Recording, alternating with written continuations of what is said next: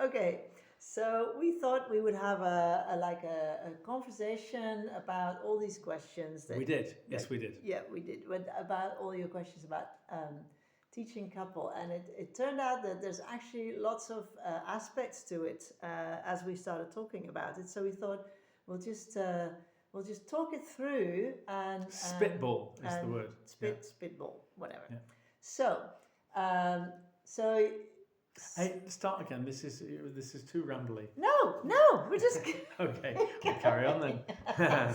Sorry to waste your time. no. So, how did we get into jobs as a teaching couple, right?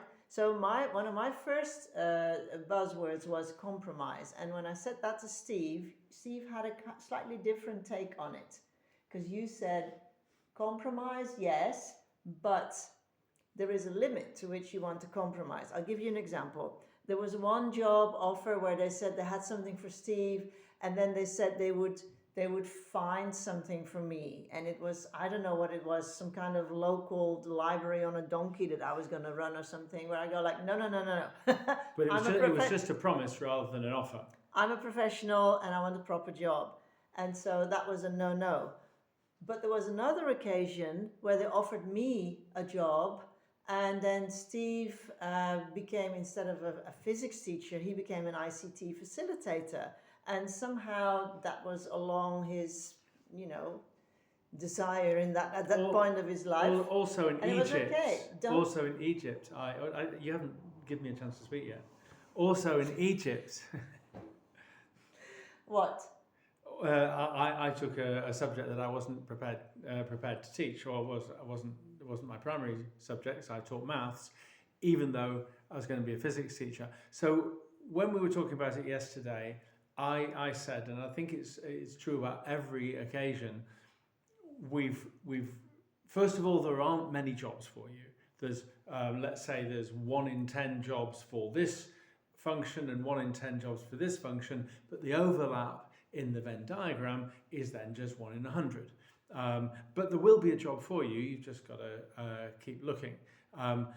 One of our non-negotiables was that we didn't get to the point where we just accepted 1. We wanted to hang out for getting 2, but one of us always compromised a little bit. So I might have taught a subject different from the one that I really wanted to, or Marion might have taken I might have taken a library job that was primary school, even though that's not my specialty. I was in secondary. In my particular case, it worked out all right. I did end up in secondary, even though I accepted the primary school. But that's the kind of compromising where you say, well, that's acceptable. I'm still being contracted as a professional in my field of something where you can, feel like you're a professional, rather than some kind of dependent spouse for whom they find something like subbing or something.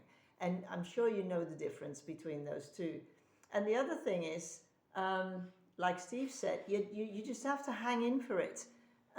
There are jobs, and when people like you, one of you or both of you, they will make an effort to actually find a fit. And just this afternoon, I spoke to a friend of mine online who said, I came second in the race for this job in Lusaka or something, and I lost it because they gave it to a teaching couple. Now, that is a bit of a myth where people say that teaching couples always have priority over singles, which is, I think it's totally untrue. It doesn't make any sense. But the fact is that they do try to find a fit. And if they have 2 candidates for the other jobs that are equally suitable, then they will give it to you because they want you both. So for them, it's not a money thing or anything. It's just like, everybody's trying to make everybody happy. So that happens sometimes. The other question you had was about the children. We figured out, it took us about 10 minutes before we figured out how old were Raoul and Babette when we arrived in Cairo. They were 9 and 11, right? I think so, yes. Babette went through the last 2 years of primary school, elementary, and Raoul went through He began secondary school. first 2 years of secondary school. So what happened there was that at that point, when Raoul was at the end of his second year of secondary and Babette had finished elementary, we felt that not only did we want to leave CES because it wasn't a great school, let's be honest, and then we decided we were going to add an aspect to our job searching, which was we needed a school where the kids could actually stay for a while and have proper secondary education. And that's how we ended up in Shanghai at Dulwich College, where Steve was actually teaching physics, right? Yeah, I was teaching exactly what I wanted to Yeah, teach. and I was senior school librarian and whatever, so it was perfect. You have to hang in for it, and I think if you do, you have to respect yourself as a professional. You have to be adamant with people about saying, you know, this is what we want. No, we're not going to have one hanging on as some kind of dependent spouse. No, we are a teaching couple. And sometimes you have to say no if the compromise is too big. Now, have we covered everything? There was something else that just occurred to me. Of course, it's evaporated from my mind. Yes. Oh, I know. Try not to have too many geographical limitations. Yeah. The extreme is that people decide which country they want to go to. We are pretty much all of the world, but I wouldn't go to we always said we won't go to the Arab oil states. Yes. Now, I mean, lots of people have great experiences there. But I'm glad I never lived there. I don't care. Mm-hmm. But that's a personal thing, and it doesn't cut off too much of the world. So try to be open-minded about that, which I'm not saying you're not. South America would be great. Doesn't pay very well. And in terms of you know, the kids, you may remember, especially Wally, in at CES, it was mostly Egyptian kids, and our children didn't thrive. They didn't thrive at CES. It was far too Egyptian. You know, it was a language issue. It wasn't a truly international setting. And when we arrived in Shanghai, when they were like 12 and 10 or 13 and 11, it was the most warm welcome they've ever had from a community. They were instantaneously, you know, brought in because it was a truly expat international community where they are very welcoming for parents, teachers, and children. So yeah, see if you can try to find a proper international student body and teaching body.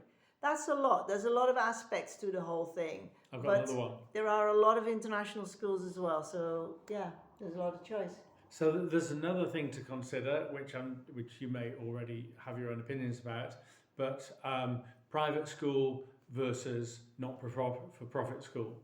And it's no hard and fast rule about that. On the whole, I've had more pleasant experiences in not-for-profit, but not necessarily. So decide what you think about that, because a school that is existing to make some money for people isn't automatically bad. You know. Yes, so definitely don't have any prejudice about profit against non-for-profit. Shanghai was a for-profit school where we all wanted the same thing. We wanted the best school in Shanghai. And so the funny thing was that if you really go for that, then we're all going in the same direction. And so the umbrella company, was really good. I mean, we were paid well, the resources were great. It was, of course, it wasn't perfect because perfect schools don't exist. But I have no problem with for-profit schools as long as they're run healthily. So something which has changed in the last 20 years is when we worked at CES, it was one of the few schools which were part of a chain. And now that's much more common. You may well have worked in chains yourself. And one disadvantage of those, I think, is that you are even more distant from the people who are making quite important decisions. They might make decisions for the group, which doesn't work for your local situation, but no one's arguing on your behalf for that. So you just but we're you get straying straight away now. We're straying away from the topic of this little video. So I think we're going to say Merry Christmas together today. Right, shall we? it looks like I've got leaves coming out of my head. I wish Yes. I hadn't run to this plant. Yes, so more leaves. Yeah. Hey, Merry Christmas and good luck with your job hunting at the Bangkok Fair. And please, please keep in touch with us because we're living this experience vicariously through you because we're not doing this right now. We're just hanging out. Yeah. I hate to call it retirement. Anyway, I wish I could tell you I was missing working in a school, but I'm just too old. I can't tell you how happy I am that I'm not doing extended essays. Anyway, have a great time and speak soon. Bye bye. See ya. Bye.